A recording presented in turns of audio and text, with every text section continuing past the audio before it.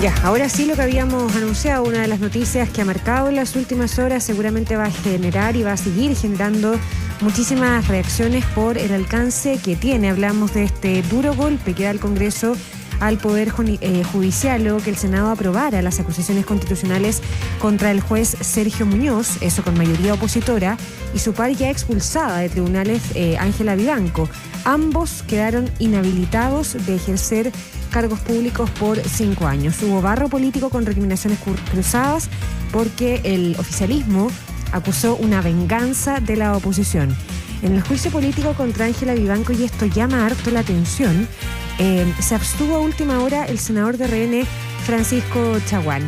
Hay tanta historia que contar. Juan Espinosa, ¿cómo te va? Muy buenos días. Hola, buenos días. Hay más historias que García Márquez. Sí. Porque hubo varias realidades finalmente que se constataron durante la jornada de ayer en el Senado. Y sí, son así, a vuelo pájaro, como 7 realidades que pudimos constatar durante la jornada de ayer. Las primeras realidades son opuestas, ¿no? La forma en la que el Senado termina aprobando la acusación constitucional contra el ahora ex Sergio Muñoz, y la realidad completamente diferente con la que se aprobó la acusación contra Ángela Vivanco. El primero fue destituido y ambos finalmente han quedado también inhabilitados para ejercer cargos públicos por 5 años. En una jornada que fue muy extensa, pero que fue menos extensa de lo que vaticinamos que podía ser. Porque recordemos que en el caso de Sergio Muñoz, cada senador tomó la palabra, lo que efectivamente generó este cuadro de, a pesar de que hubo senadores que no fundamentaron el voto y otros que no estaban presentes, la sesión duró de 10 de la mañana a 6 de la tarde. Recordemos los capítulos contra Sergio Muñoz. El capítulo 1 hablaba de entregar información privilegiada a su hija, quien además es la jueza del 12º Juzgado de Garantía de Santiago para definir el futuro de una inversión inmobiliaria. Ese capítulo se aprobó con 27 votos favorables y 21 en contra. Y el capítulo 2, no denunciar la falta disciplinaria que cometió la misma jueza al teletrabajar desde Italia en época de la pandemia, se aprobó por 25 votos. Hubo figuras claves, sobre todo en el capítulo 1, que fue el capítulo definitorio. Los senadores Karim Bianchi y Francisco Chaguán. El primero, un independiente que terminó votando a favor, y el segundo se pensó que podía inhabilitarse por nexos familiares con el Poder Judicial, lo que finalmente no ocurrió y terminó votando a favor, aunque más rato, como decías en la presentación, terminó haciendo noticia en la otra votación. El suspenso, para que la gente lo entienda, lo que ocurrió durante toda la tarde y durante gran parte de la mañana fue el fundamento del voto. Es decir, los senadores tomaban la palabra para decir yo voto a favor, pero no votaban a favor. Lo que en algún momento generó el descuadre cuando el senador Javier Macaya dijo que no iba a fundamentar el voto. Eso terminaba moviendo de alguna forma el momento cronológico en el que íbamos a llegar a contar el voto 25, que terminó siendo el del penúltimo en tomar la palabra, el senador Matías Walker, vicepresidente de la Cámara, porque hablaron todos por orden alfabético.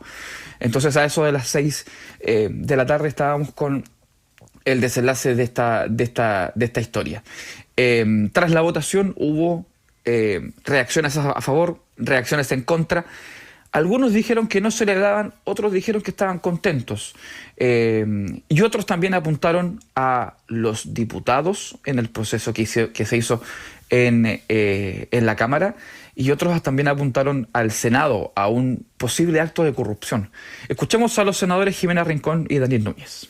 Era tremendamente importante que hoy día se diera una señal clara respecto de este hecho. Y yo me alegro de que hayamos tomado esa decisión, más allá de que muchas veces compartimos los fallos del juez Muñoz. No era eso lo que estaba hoy día en tela de juicio. Acá se juzgó al juez Muñoz por sus fallos, se los carmentó para poner a la justicia chilena al servicio de los grandes intereses económicos y amedrentarla. Por eso aquí se viola el Estado de Derecho y por eso, en mi opinión, acá lo que el Senado hace es un acto de corrupción.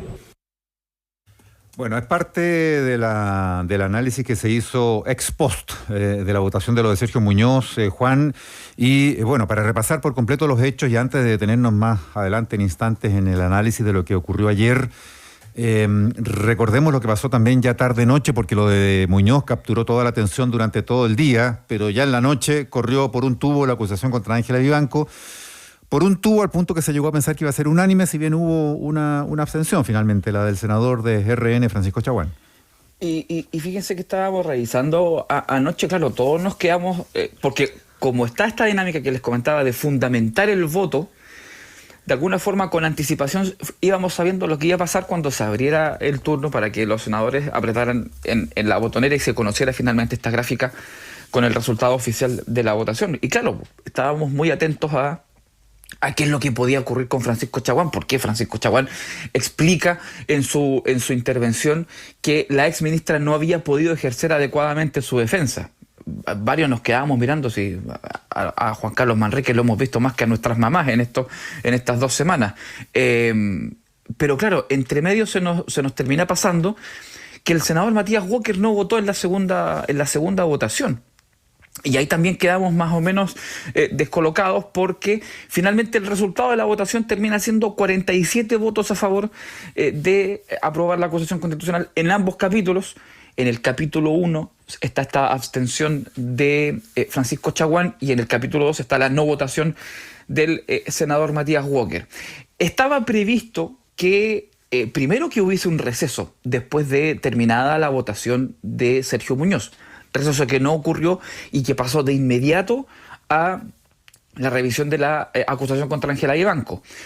Igual hubo turnos de palabra por orden alfabético, sin embargo, varios senadores ya no querían más. Se tomó el acuerdo también de que hablaran por bancadas, lo que redujo básicamente el tiempo de votación de 480 minutos a 110, 120 para alegría de todos los que estábamos presentes y sobre todo los funcionarios del Congreso que andaban ahí inventándose pancitos y consomé, sobre todo para la prensa.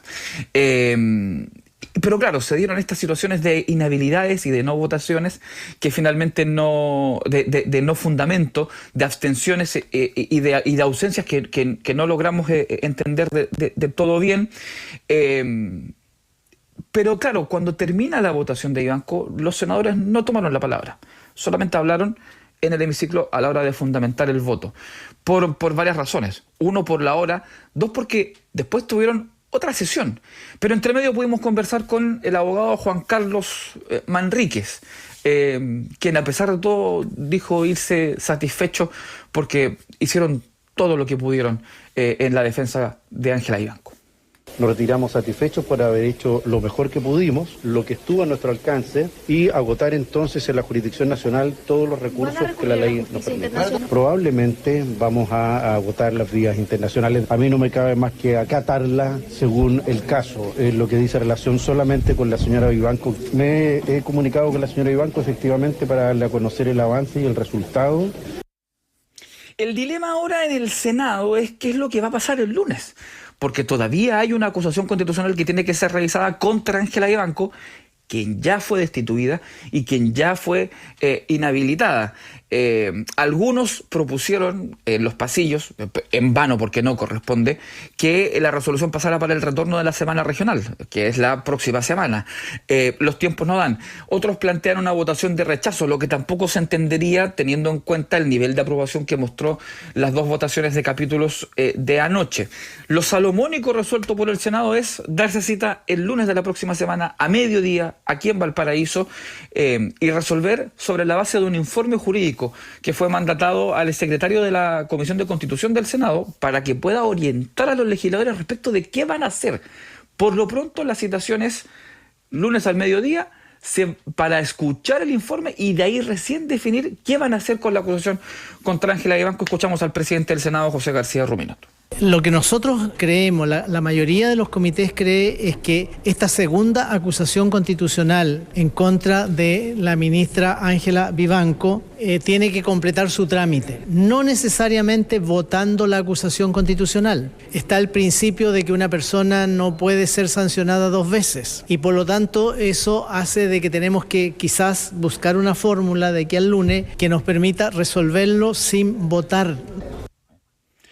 De esta forma, independiente de lo que pase la próxima semana con Vivanco, el Congreso ya cierra una temporada de acusaciones constitucionales que esto partió el 9 de septiembre más o menos, o sea, no nos olvidemos, que se extendió por toda la celebración de fiestas patrias, que sumó y restó nombres. Recordemos la acusación que se anunció contra el presidente de la República y que no prosperó, que no se presentó, la acusación contra el ministro Mario Carroza que se anunció y que finalmente tampoco tuvo los quórums suficientes como para las firmas, la acusación que no prosperó contra Carolina Toá, la ministra del Interior, contra Jean-Pierre Matos, temporada que sobre todo interrumpió considerablemente el calendario legislativo.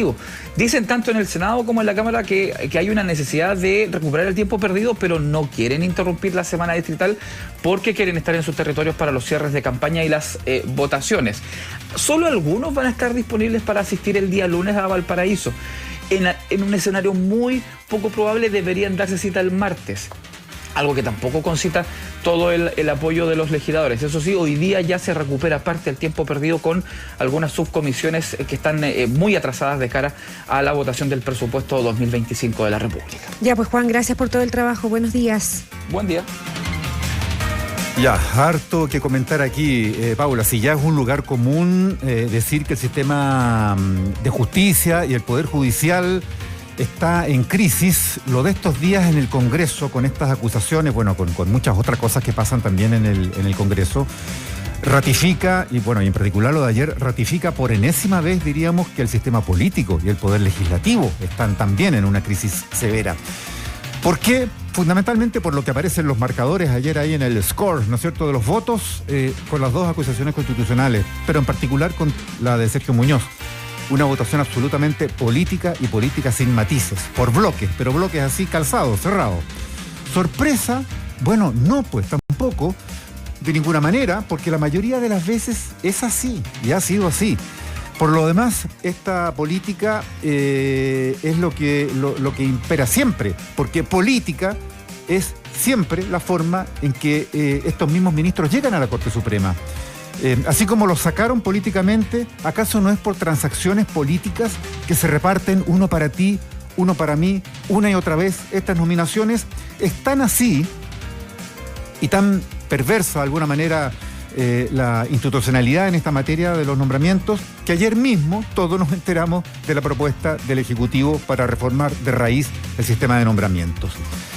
Lo segundo que quiero apuntar es el nivel de los argumentos, la forma en que se forzaron razones en muchos de los alegatos ahí de los senadores en buena parte de las intervenciones. Y en particular lo que perturba aquí es el desparpajo para pronunciarse sin atisbos de inhabilidades, en algunos casos en que hay algunos vínculos y algunas complicidades que ya se han hecho públicas y notorias entre senadores y algunos de los involucrados en estas causas de juicios políticos. Lo tercero es que efectivamente la acusación constitucional contra Sergio Muñoz venía contaminada desde su origen, desde el minuto en que se unió, pero de una manera artificiosa, para muchos aberrante, con la acusación constitucional contra la ministra Ángela Vivanco.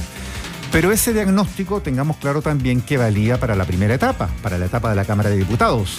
Si ese argumento se dio en el Senado, como lo escuchamos ayer esgrimirse en más de una oportunidad, bueno, eso sugiere que algunos senadores parece que no tienen claridad sobre su rol y sobre sus atribuciones en estos procesos, porque ellos son absolutamente soberanos en el Senado para pronunciarse sobre el mérito de cada acusación por separado, y ya lo de la contaminación no valía. Es más, tenían ellos la oportunidad de enmendarle la plana a la Cámara de Diputados, como lo hacen por lo demás en muchos de los debates legislativos de proyectos de ley. Con toda la pachorra de una Cámara revisora posterior de instancia superior, el Senado muchas veces enmienda esa plana. Así es que lo que viniera contaminado de la Cámara de Diputados no era razón ya para pronunciarse absolutamente en el mérito. Y lo último, la gran pregunta, creo, sobre la acusación constitucional contra Sergio Muñoz radica en la envergadura de los cargos que se le formularon. la densidad, la entidad de los cargos. Eso lo dijeron algunos juristas en los últimos días en la previa. No se insertaron esos cargos contra Muñoz en la misma temática, ni en el mismo ámbito, ni en los mismos tiempos de los cuestionamientos, por ejemplo, contra Ángela Vivanco o incluso contra otros de los ministros que han estado bajo la lupa en estos últimos meses y semanas. Estamos refiriéndonos a la cuantía del ilícito, por llamarlo de alguna manera, para hablar así en términos más o menos jurídicos, si es que hubo ese ilícito, en particular en el tema del negocio inmobiliario que quería hacer su hija en la comuna de Ñuñoa, negocio que se detuvo por la información privilegiada a la que ella habría tenido acceso. Parece un hecho, este ilícito, entre comillas, por ahora lo planteamos así, en principio como motivador de un sumario interno, de una sanción administrativa, de una corrección institucional. Y en una hipótesis menos benévola, sí aparece como un ilícito grave en un magistrado del máximo tribunal del país que podría haber sido bien una causa de juicio, ¿no? Por tratarse de una infracción al Código Orgánico de Tribunales. Prevaricación, filtración de secreto, esos son delitos. Pero bueno, vimos que todo esto no tuvo esas etapas y sí tuvo esta etapa final y terminal para él, además, del juicio político en el Congreso. A mí lo de la política, Mauricio, como que me parece que es mezclar las cosas como el tema de la política llevada al nombramiento de los jueces, porque esa es una discusión que no es causal en ningún caso para una acusación constitucional. A mí me parece que la política está aquí necesaria y únicamente en la votación de ayer, y me parece que no hay que desconocer lo que hizo la Cámara como origen de cómo termina todo esto, ¿no? Lo de la Cámara es política en el origen de la presentación de la acusación constitucional. El caso por el que termina destituido Sergio Muñoz, en julio de este año se le abrió una causa en la Comisión de Ética por la información privilegiada que entregó a su hija Graciela Muñoz. El caso fue develado en diciembre del 2022 por el diario La Tercera. Si hubiera habido ahí argumento del Parlamento para acusarlo constitucionalmente, ¿por qué se esperaron 2 años precisamente para hacer pagar a un juez por notable abandono de deberes? Eso lo primero. Lo de Chaguán me parece que no es baladí. Un parlamentario que había dicho que iba a votar de una manera, no se abstiene pese a los vínculos personales que tiene con una jueza. Él se abstuvo en otras ocasiones a propósito de su vínculo con su esposa, que trabaja en el Poder Judicial. En esta oportunidad eso no fue razón para que el senador se inhabilitara. Tiene una relación estrecha con el abogado Juan Carlos Manríquez, lo hemos visto públicamente en varias actividades. Yo no sé si eso es un factor, pero está ahí también sobre la mesa. El alcance que esto tenga ahora en la Corte Suprema es un camino. El alcance que tenga también a nivel político me parece a mí que es otro. ¿Cómo quedan las fuerzas en el Congreso? Porque aquí también la responsabilidad de los parlamentarios. Recordemos que aquí los quórum también cambiaron por parlamentarias que están fuera del país. En un momento en que un Congreso vota el futuro de un juez de la Corte Suprema con 40 años de trayectoria, uno diría, bueno, intentaré estar, ¿no? Es como el mínimo de responsabilidad que uno tiene también en un trabajo. Lo que decía Sergio Muñoz es que están buscando una vía oblicua para sacar a este juez que está fallando en contra o no está acorde a sus intereses. Me parece que la carga del peso de la prueba cambió ahora, ¿no? Ya esto ya pasó, pero los senadores de alguna manera deben demostrar cuál fue el motivo para terminar sacando a Sergio Muñoz. Ayer escuchaba a Rojo Edwards que decía la izquierda hoy día está descontenta porque a la izquierda le gustaban sus fallos. Y uno ahí diría, bueno, a confesión de parte, relevo de pruebas, ¿no? Eso creo que, esa confesión de parte creo que vino de los dos lados ayer, porque finalmente quedó demasiado claro, en mi parecer, que los senadores estuvieron, y que los votos estuvieron particularmente influenciados por las opiniones que cada senador tenía de los fallos de Muñoz. En el análisis no se soslayó el historial de fallos, incluso cuando se reivindicaban los fallos como fallos que hicieron justicia en grandes causas en Chile, vinculadas con los derechos humanos, desde el caso de Ducapel Jiménez para adelante, hasta muchos otros. Entonces, por un lado quedó súper claro que en el alineamiento político a rajatabla que hubo ayer en la votación, que fue evidente y notorio, hubo harto de carga de pensamiento de los senadores que estaban descontentos con sus fallos históricamente versus los que estaban históricamente de acuerdo con los fallos de Sergio Muñoz. Y a eso apunto en el origen de la presentación de la oposición. Era una acusación que tenía fundamento jurídico para acusar constitucionalmente a alguien, porque finalmente, en el fondo, lo que tú estás ratificando es que fue política desde el origen, fue política desde el principio. Absolutamente. Cuando yo hacía la diferencia con el Senado es que todo ese origen contaminado que absolutamente existió, porque fue realmente una aberración. No, claro, existía una posibilidad de que se revirtiera. Total posibilidad. Los senadores eran soberanos totalmente para haber enmendado la plana a la Cámara de Diputados. O sea, pero cuando de un lado u otro se reconoce o la discusión se centra en los fallos de un juez en 40 años de trayectoria, ¿de qué estamos hablando para un juicio político? Además, yo quiero insistir en el dato. Lo de Graciel Muñoz se conoció el año 2022. A eso mismo apuntaba yo, que eso hubiera sido motivo de una sanción administrativa, institucional, una corrección interna, un Recién sumario. este año la Comisión de Ética abre una causa contra Sergio Muñoz. Y si políticamente era tan grave el nepotismo, el tráfico de influencias, la información privilegiada, el 2022, cuando esto se conoce a través de un reportaje de prensa de El Pulso, del diario La Tercera, ¿por qué no se le acusó constitucionalmente a Sergio Muñoz? ¿O por qué no hubo incluso un juicio contra él? Exacto, o sea, tal cual, un juicio político, un juicio penal, o un juicio administrativo, con sede en la misma cuando los jueces fallan arbitrariamente o se conoce que hay una filtración de secreto, que hay un ilícito, bueno, el ilícito se investiga en su oportunidad. Estoy contigo en eso, o sea, eso no lo hubo.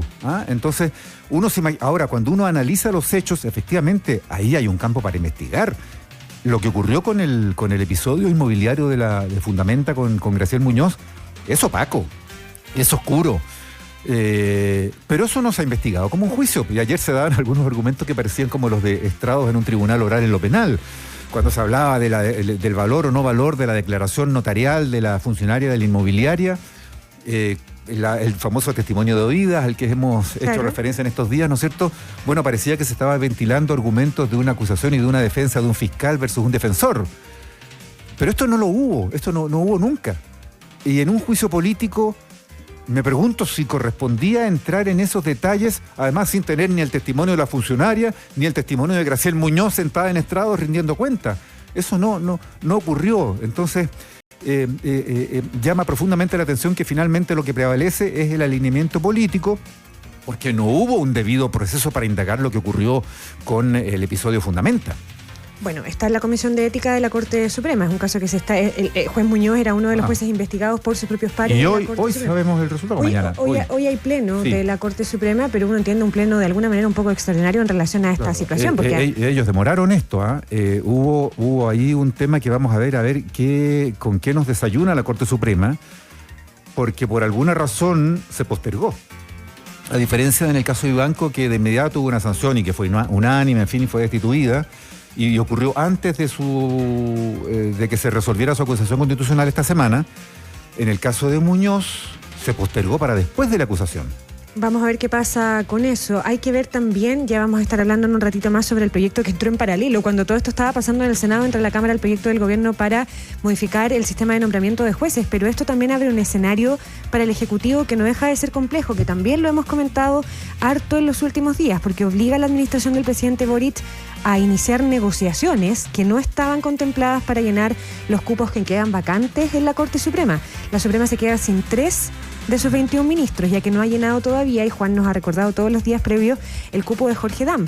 El 24 de octubre deja el cargo Juan Eduardo Fuentes, y ahora está la situación de Ángela Vivanco y de Sergio Muñoz. Por lo tanto, tiene que poner al gobierno, obliga al gobierno de alguna manera a desplegarse en una negociación que hasta acá no tenía contemplada, que es una negociación política para intentar encontrar los consensos para llenar esos cupos de la Corte Suprema, digamos. Sobre todo cuando en el mismo espíritu de las reformas propuestas ayer está, por ejemplo, la decisión de terminar con la figura de los abogados integrantes. Entonces las integraciones irregulares de sala no están en el espíritu del Ejecutivo, que por lo mismo, si es consecuente con su propuesta, debiera apurar esos nombramientos para justamente evitar que en esta transición forzosa e indeseada se empiezan a configurar salas con puros abogados integrantes. Claro, o sea, a fin de mes la moneda va a coincidir con la merma de 4 integrantes de la Corte Suprema, digamos, ¿no? Y eso obliga a un trabajo político que no estaba contemplado en pleno periodo de elecciones y en una negociación que no va a no va a calzar con el nuevo proyecto, digamos, con las nuevas propuestas que está haciendo la moneda. O sea, con este sistema, la moneda tiene que llenar esos 4 cupos en la Suprema.